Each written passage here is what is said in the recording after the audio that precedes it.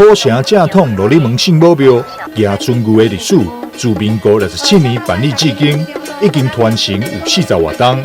2008年经营号为无形文化资产，台南市定民俗。但近来因为受到疫情的关系，已经连续2档改为强化春牛回天庭的方式来进行。26号下晡，强化春牛仪式在正统罗里门圣母庙前举办。咱圣母庙罗里门嘛，有落下来指示，因为这个春牛神啊，爱请伊上回转天堂啊，来这个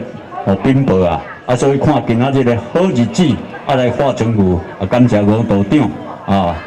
来迄个为阮大众来服务阮呢，欢迎大家会当来参加这个画春牛的祭典的仪式。再次感谢市长遮尔无用，会当拨出宝贵的时间来主持这个会议安尼。而且大家欢迎大家，再来圣母庙再参拜，互罗里门啊庇佑啊！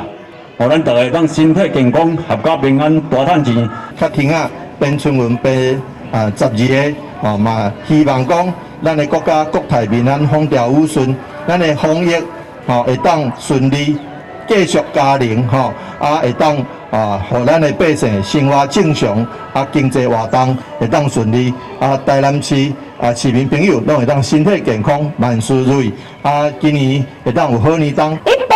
中华国运更有名，二边风调雨顺庆太平，三边新春福运风运强，四边社会繁荣又安详。变春牛了后，过来就是火花春牛，强送回天庭，仪式圆满结束。庙方另外表示，国际高空烟火秀将延到4月3号来施放，长达40分钟的高空烟火，甲12门风炮轮番抢定。非常精彩，主委王金英欢迎四方的信众，到时做伙来土城正统罗里门圣母庙拜拜求平安，观赏震撼又个美丽的高空烟火。台南新闻张秀伟采访报道。